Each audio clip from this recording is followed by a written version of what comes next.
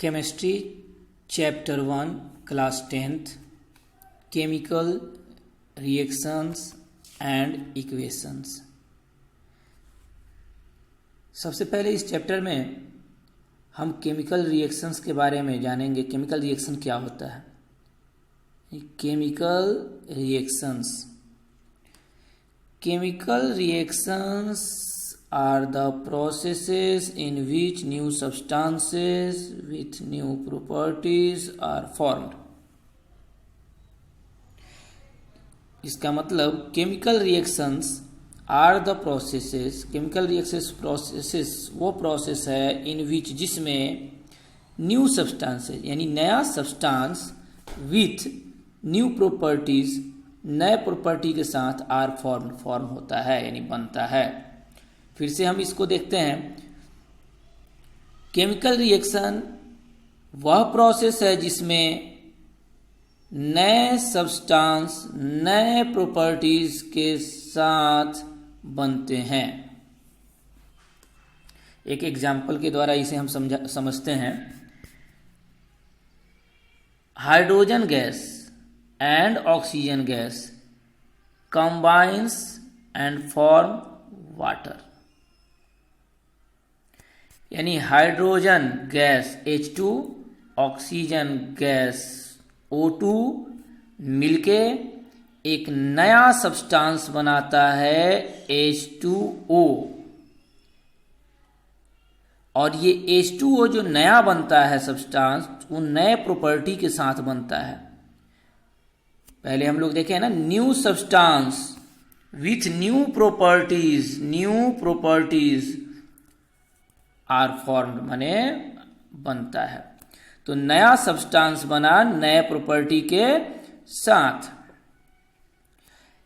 इसका मतलब क्या हुआ? इसका मतलब ये हुआ कि हाइड्रोजन गैस और ऑक्सीजन गैस दोनों का प्रॉपर्टी डिफरेंट है और दोनों जब मिला तो इसके मिलने से जो सब्सटेंस बना ये वाटर, इसका प्रॉपर्टी इन दोनों के प्रॉपर्टी से बिल्कुल भिन्न होता है, बिल्कुल अलग होता है।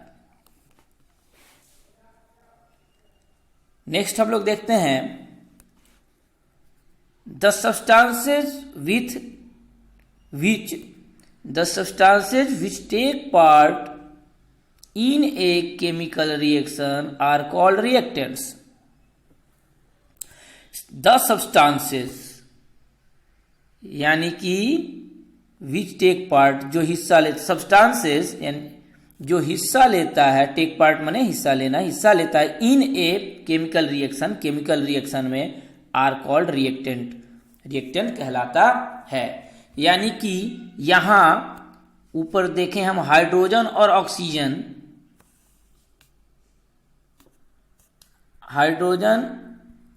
ऑक्सीजन की बात, एक मिनट,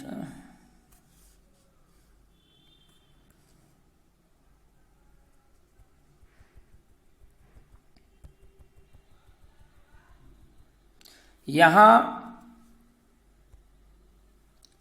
हाइड्रोजन गैस और ऑक्सीजन गैस ये दोनों रिएक्टेंट है, ठीक है।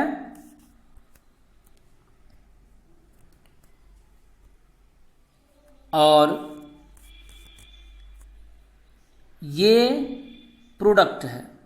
Next, the new substances produced as a result of a chemical reaction are called product। the new substances यानी नए सब्सटेंस जो प्रोड्यूस होते हैं, निकलते हैं as result of chemical reaction के रिजल्ट के रूप में वो प्रोडक्ट कहलाते हैं, आर कॉल्ड प्रोडक्ट्स यानी प्रोडक्ट कहलाते हैं। तो नया सब्सटेंस जो प्रोड्यूस होता है रिजल्ट के रूप में केमिकल रिएक्शन में, तो केमिकल रिएक्शन जो ये हुआ है इसमें नया सब्सटेंस कौन बना है? H2O। ये और यही नया सब्सटेंस जो रिजल्ट के रूप में आया है उसे प्रोडक्ट कहेंगे। तो H2O यहां प्रोडक्ट है। अब एक और एग्जाम्पल हम देखते हैं। मैग्नीशियम ऑक्सीजन के साथ रिएक्ट करके जब हम हीट देते हैं तो मैग्नीशियम ऑक्साइड बनाता है। मैग्नीशियम ऑक्साइड एक वाइट पाउडर होता है, राख की तरह। इसको हम दूसरे तरीके से ये कह सकते हैं कि जब मैग्नीशियम का एक रिबन लेते हैं, उसे हम ऑक्सीजन में, यानी कि एयर में ऑक्सीजन होता है, तो ऑक्सीजन में हम जलाते हैं तो जल के मैग्नीशियम ऑक्साइड प्राप्त होता है, जो एक राख की तरह होता है, वाइट पाउडर की तरह होता है मैग्नीशियम ऑक्साइड। अब सिंबल में इसको हम देखते हैं, मैग्नीशियम Mg और ऑक्सीजन गैस O2 दोनों रिएक्ट किया। यहां डेल्टा का मतलब, ये डेल्टा जो है बना हुआ त्रिभुज की तरह, ट्रायंगल की तरह, इसका मतलब होता है हीट। जैसे हीट का ये शॉर्ट फॉर्म है, हीट। तो मैग्नीशियम ऑक्सीजन के प्रेजेंस में जब जलता है तो MgO मैग्नीशियम ऑक्साइड प्राप्त होता है प्रोडक्ट के रूप में। तो पहले वाला ये दोनों Mg और O2 रिएक्टेंट है और MgO प्रोडक्ट हो गया।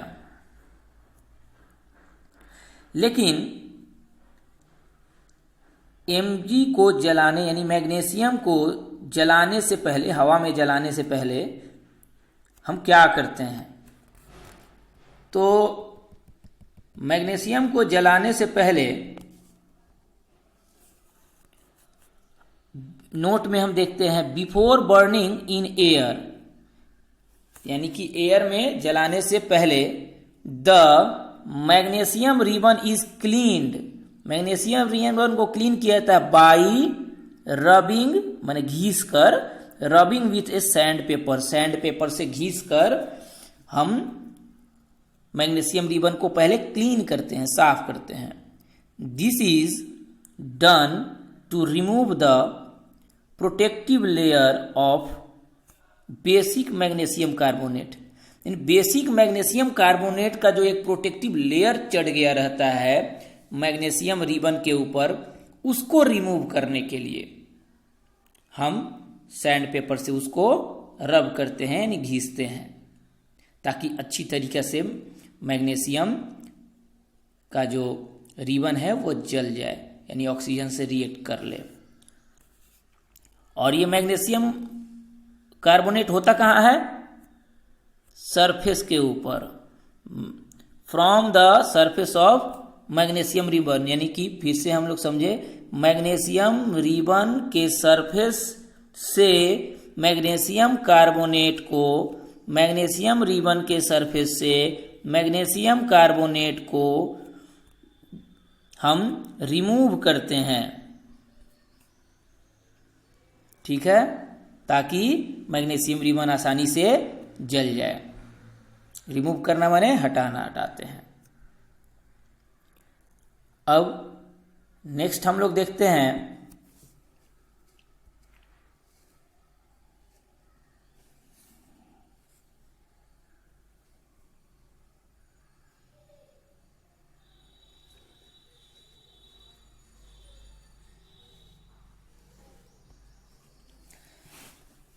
केमिकल रिएक्शंस इन डेली लाइफ।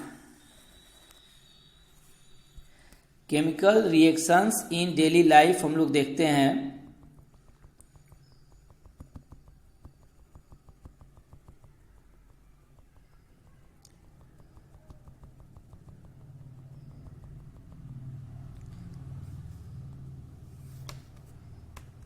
केमिकल रिएक्शंस इन डेली लाइफ, फर्स्ट है सॉवरिंग ऑफ मिल्क, यानी मिल्क का खट्टा होना। जब मिल्क एक बार खट्टा हो जाता है, दूध एक बार खट्टा हो जाता है, तो फिर वो मीठा नहीं हो पाता। अब ये मत कहना कि चीनी मिला देंगे उसमें।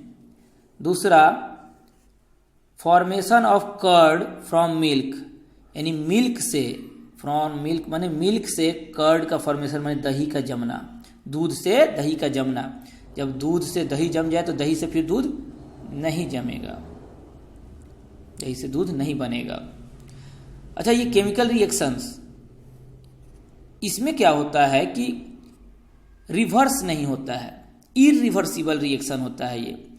यानी कि फिर से अगर हम मिल्क से अगर दूध से दही बन जाए तो फिर दही से दूध नहीं बनता है। ये एक खास बात है केमिकल रिएक्शन का। कुकिंग ऑफ फूड, भोजन का बनना, भोजन जब बन जाता है, पक जाता है, तो फिर सब्जी जैसे पक गया तो फिर से वापस सब्जी थोड़ी बना देंगे और पेड़ पे लटका देंगे, ऐसा नहीं होगा। फिर digestion of food in our body, body में जब फूड डाइजेस्ट हो जाएगा तो हमें प्रोटीन विटामिन मिनरल्स मिल जाएगा। फिर प्रोटीन विटामिन मिनरल्स को फिर सब्जी और चावल नहीं बना सकते हैं हम। प्रोसेस ऑफ रेस्पिरेशन, सांस लेना, जब श्वास हम लेते हैं, श्वास लेने की प्रक्रिया, यानी जब श्वास लेते हैं तो हम ऑक्सीजन लेते हैं, ऑक्सीजन गैस, और कार्बन डाइऑक्साइड गैस छोड़ते हैं, ठीक है। फर्मेंटेशन ऑफ ग्रेप्स, यानी कि अंगूर में खमीर पैदा करना। जो खमीर पैदा क्या हो जाता है, यानी कि उसमें छोटे छोटे कीड़े हो जाते हैं, बहुत दिनों तक छोड़ देने पर खराब हो जाता है, लेकिन उसी का शराब बनता है। वैसे ही कीड़े पैदा करके, खमीर पैदा करके शराब बनता है।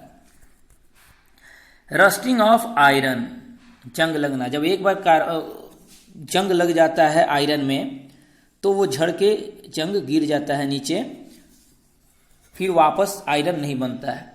बर्निंग ऑफ फ्यूल, जब तेल जल जाए तो फिर वापस नहीं आ सकता है। राइपनिंग ऑफ फ्रूट्स, फ्रूट का पकना, फ्रूट पक जाए, पक के फिर से कच्चा नहीं होगा।